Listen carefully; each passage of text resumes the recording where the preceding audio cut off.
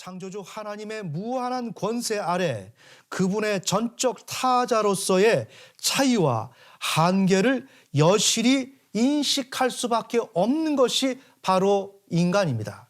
그런 가운데 오직 창조주 하나님의 의지와 상호작용을 하면서 자신의 운명을 발견해 나가야 합니다. 이에 대한 유일한 대안이 피조물 인간의 창조주 하나님을 향한 신뢰입니다.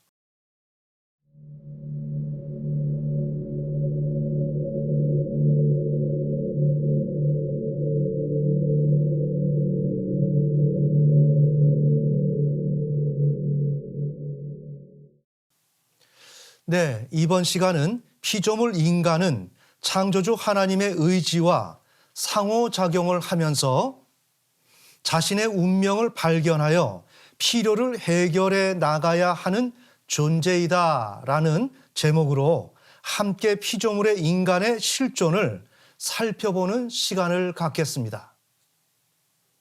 창세기 1장 1절 태초에 하나님이 천지를 창조하시니라. 하나님은 온 우주와 인류를 창조하셨습니다.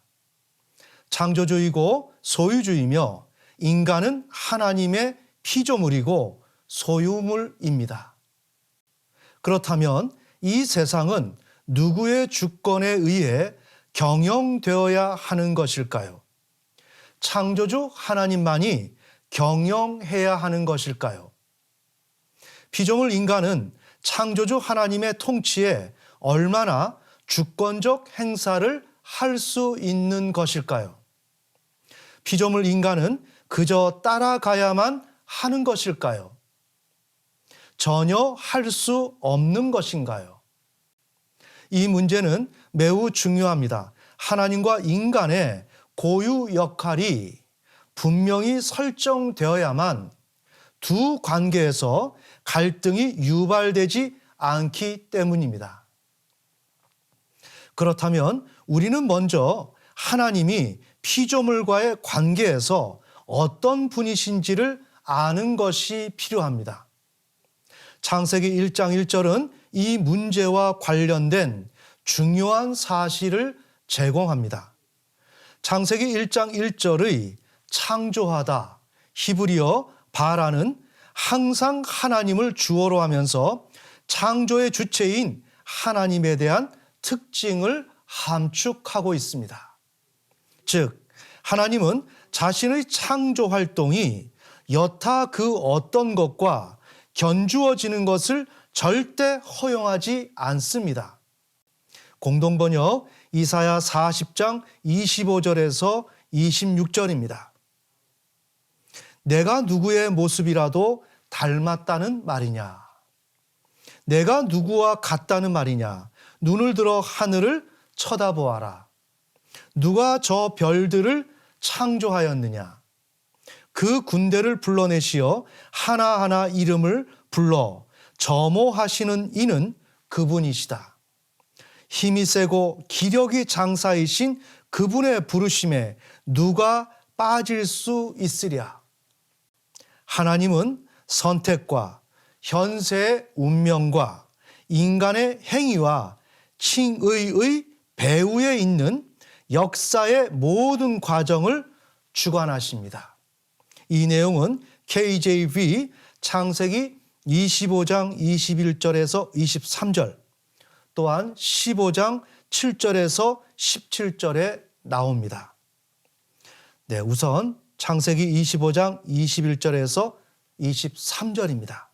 이삭이 자기 아내가 수태하지 못함으로 그녀를 위해 주께 간구하매 주께서 그의 간구를 들으셨으므로 그의 아내 리브가가 수태하였더라. 한 백성이 다른 백성보다 강하겠고 형이 동생을 섬기리라 하시니라. 이와 같이 하나님이 야곱을 선택하셨던 것처럼 인간의 현세의 운명은 하나님의 손에 달려 있습니다. 네, 그 다음 창세기 15장 7절에서 17절입니다. 그가 이르되 주 하나님이여 내가 그것을 상속받을 줄을 무엇으로 알리이까 하니 너는 확실히 알라. 즉 내 씨가 자기들의 소유가 아닌 땅에서 나그네가 되어 그들을 섬기겠고 그들이 400년 동안 그들을 괴롭히리라. 또한 그들이 섬길 그 민족을 내가 심판하리니 그 뒤에 그들이 큰 재물을 가지고 나오리라. 여기에서도 인간의 행위, 즉 아브라함의 자손이 장차 현실에서는 이집트의 종로로 타게 되지만 하나님은 그 역사의 배후에서 이스라엘 백성을 주관하시어 이집트를 심판하신 후 이스라엘 백성을 구원하여 의로운 하나님의 자녀로 삼으십니다. 그런데 하나님은 인간 편에서 자신에게 진입할 수 없도록 길을 차단해 놓으셨습니다. 그 결과 하나님과 피조물과의 통로는 완전히 차단되어 있는 상태에 있습니다. 그런 가운데 하나님은 피조물과 철저히 거리를 유지하면서 우주를 향해 독립적으로 존재하고 계십니다. 따라서 오직 하나님만이 인간에게 다가오실 수 있으며 그때서야 피조물은 자신의 필요를 해결할 가능성을 얻습니다. 이와 같이 하나님은 이 세상 배후에서 단일한 의지로 존재하시면서 주권적으로 통치하고 계십니다. 바로 이분이 창조주 하나님이십니다. 반면에 모든 피조물은 내재적으로 생명에 대한 권리가 전혀 없습니다. 그 자체로 전적으로 무력합니다. 하나님께 전혀 접근도 할 수 없음은 물론 하나님을 파악하는 것조차 할 수 없습니다. 삶의 현실에서 자신의 필요를 해결하기 위해 하나님께 다가가려고 해도 절대로 다가설 수 없습니다. 그뿐 아니라 자신의 본성을 독자적으로 펼쳐나갈 수도 없습니다. 참으로 놀라운 사실입니다. 우리의 신앙의 여건은 우리 인간이 그 어떤 노력도 할 수 없다는 것입니다. 그런데 참 놀라운 사실은 우리 인간은 나 자신의 그 본성을 독자적으로 펼쳐나갈 수 없다는 거죠.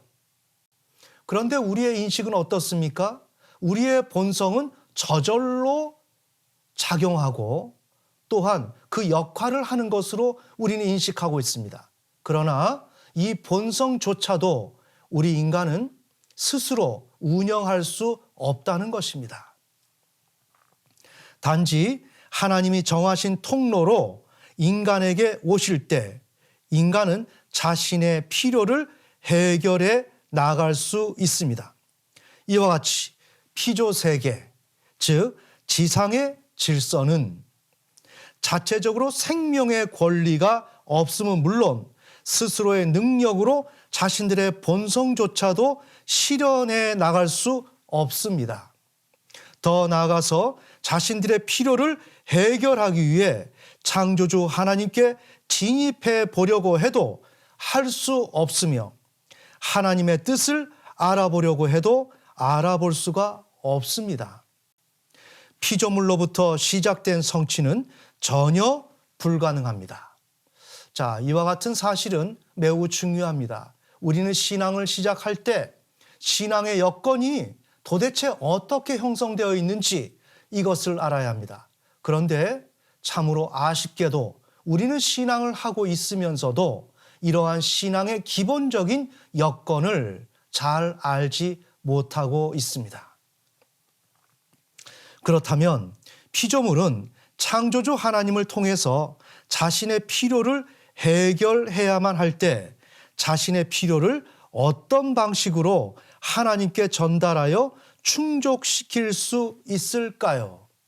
이것은 매우 중요한 사실입니다.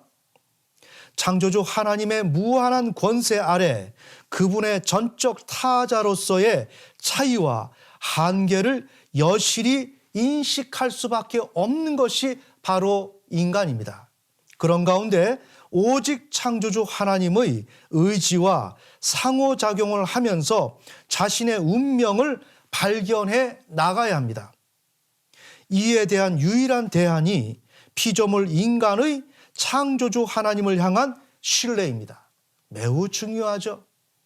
우리 인간이 가용할 수 있는 자원, 누구를 향해서? 창조주 하나님을 향해서. 그분은 어떤 분이라고요? 우리 피조물 인간이 어떠한 조치도 취할 수 없는 전적 타자로서 존재하시는 그 하나님이라는 거죠.